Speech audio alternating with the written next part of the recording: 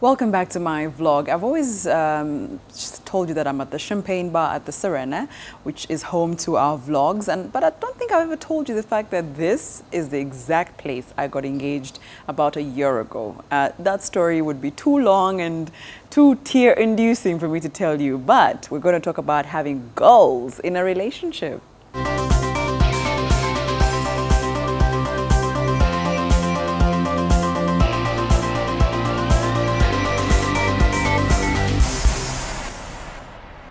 So yes, welcome back to my vlog. If you haven't clicked subscribe, what are you waiting for? Please click, click, click. And of course, the bell notification means that every single time there's a video, you are reminded and notified to come here quick and see what we're talking about. So this week, I was just going through some pictures and I saw a picture and a video from my engagement about a year ago. I was surprised, yes, cried a bit, yes. So I've seen a lot of us when we were on Instagram or Facebook and on social media, when you see a picture of a couple that looks nice, aesthetically you say, oh, goals. Lord, why me? Give me this partner. I want a love like theirs. I want them. That's the kind of marriage I want. What do you want? You want pictures? You want a picture of happy?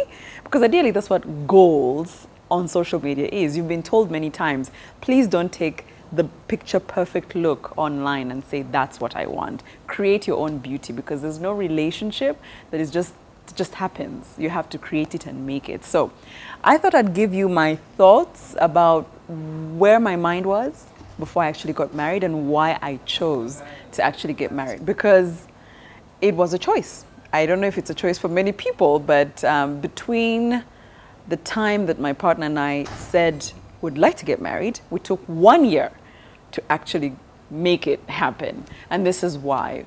The first time we talked about it, it was fun. It was goals, like you like to say. We said, oh my God, our families would come and they would eat this and that. And actually remember, we were at, we'd climbed Mount Rwenzori. I don't know if I can get you a picture from there, I'll try.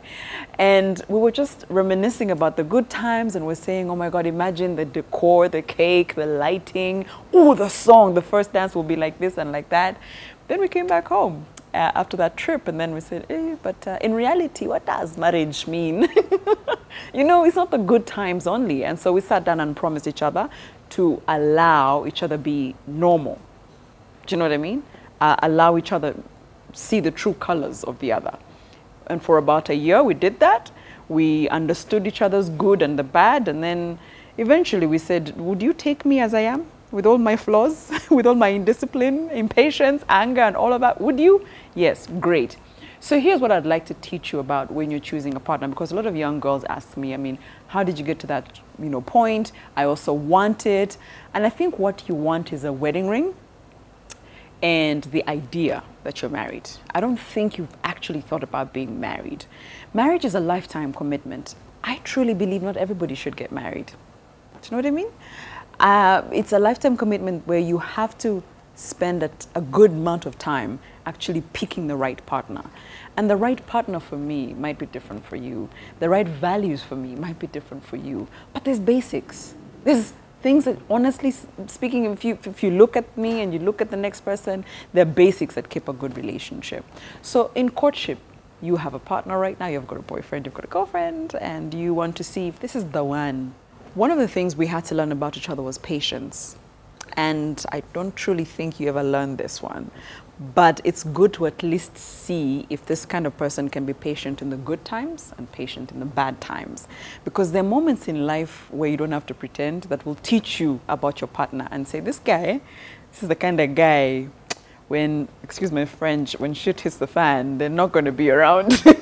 Or this is the type of chick, on my broke days, she's going to do this one, Or this is the type of chick that if things were not going well for me in public and people were saying bad things about me, this is not the chick to stand by me. She wouldn't be patient like that. Or this is not the type of guy to stand by me. So you can tell, if you let the other person show you who they are, you can always tell what kind of person they are. Anger issues. I was just telling the person who's behind the camera that, imagine girls telling you, he has anger issues, but not towards me. Like when he gets angry, he'll throw things around, he'll like punch a wall, but never towards me because he loves me. Friend, someday he'll miss a wall and land on your face. So do not make excuses for anger. Anger exists. I have a very, very short temper. But after like 5 minutes, I forgot why I even was angry in the first place. But it's good to know that. It's good to show your partner that so that they know what they're dealing with, right? And apart from that, there's trust.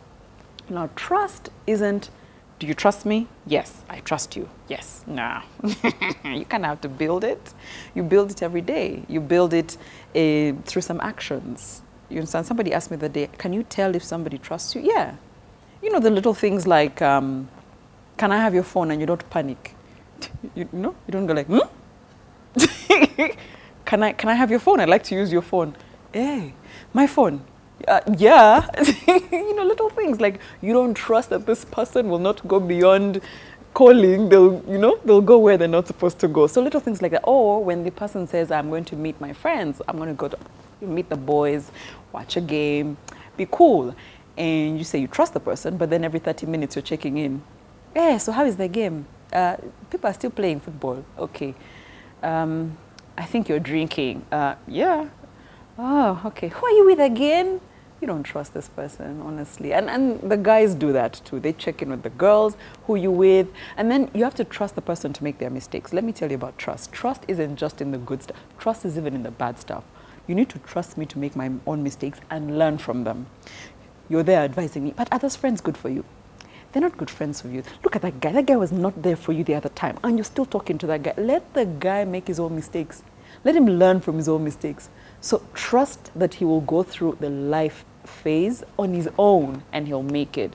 Because, you know, when you're picking a partner, you're not picking someone you're going to baby. Even your own child, you can't walk for them. They have to learn how to walk on their own. So even your partner, let them make their own mistakes and see if it's a person you can be with or not. The biggest thing, I think, as I wind up is values. And values could be around family. Values could be around friends. Values could be about what I believe in. God, Allah, who do I praise? Let's start with family. Is this person a family man or a family woman? Or every time you mention about family, they're like, you know, my family is always on my case. I don't really, then you know where you stand. That's the kind of person who doesn't call their dad, doesn't call their mom, hates their sisters, can't stand their aunties. And then you're like, but friend, in your family, who do you like? Do you understand? Then you know you have a lot of healing you're going to be doing in a marriage. So you might as well ask them, friend, are you able to now talk to your mother early enough so that you guys can heal your relationship? Or you have people who, do you have friends? No, I don't have friends. What? What do you mean? You know, girls are weird. Girls are a bit weird. You're their friend today, then they gossip about you. So me, I don't like keeping friends. Lies. Everyone needs friends. So you need to learn about their values around friendship, because chances are if they're saying they have bad friends, even them, they're a bad friend. And then their values around money. Guys, I always tell you, please have this discussion about money early enough. If you're the kind of person who doesn't like to make money, and for you, all the nice things you like, and you don't necessarily like to work, you think your partner will give them to you, but they don't like to work. So unless you're going to help him be a Bonnie and Clyde and rob banks, I mean, know this early. But when you talk about finances, know that the dynamic doesn't exist anymore. It maybe does, where you say the man is a provider and the woman, you know, gets given. It exists. But what if your dynamic in your relationship is different from ours? What if in yours, dual income, you both provide? Are you ready for that? So finances are a good thing to talk about and agree on while you're dating in that courtship, so that you know their values around money. So when you're picking a partner, I said, this is what I did. I'm not saying it's going to work for you, but I made sure we both understood who was the foundation of our relationship, and we picked God. So trust is very important, and build it slowly, because you really can't just tell the other person you trust them. It's through actions. Your actions every day in the relationship must show the other person in courtship that you actually trust them. Patience is very key. Will I be patient with you in the good and bad times? Am I able to cultivate my patience even if it's not there slowly? Anger. Yeah, we must learn about that. Short-tempered. No, you get heated in arguments and go as far as punching something. We need to discuss that. Are you the type of girl who gets angry and you must break every glass in the guy's house to feel better? You know, we must discuss things like that. And then, of course, values. Values around family, around friends, around money. Those are what I used as a benchmark to figure out whether I actually wanted to get married or not. And I am, which means I decided for it. So the next time you look at a couple online and say goals, please think about the hard work that they have had to put in to look like goals. So rather than say goals, say, I wonder what keeps them together. Is it patience? Is it trust? Is it love? Is it communication? And learn that versus just saying goals and leaving it at that. Everybody can get a perfect picture, but not everybody can get a perfect relationship. Okay?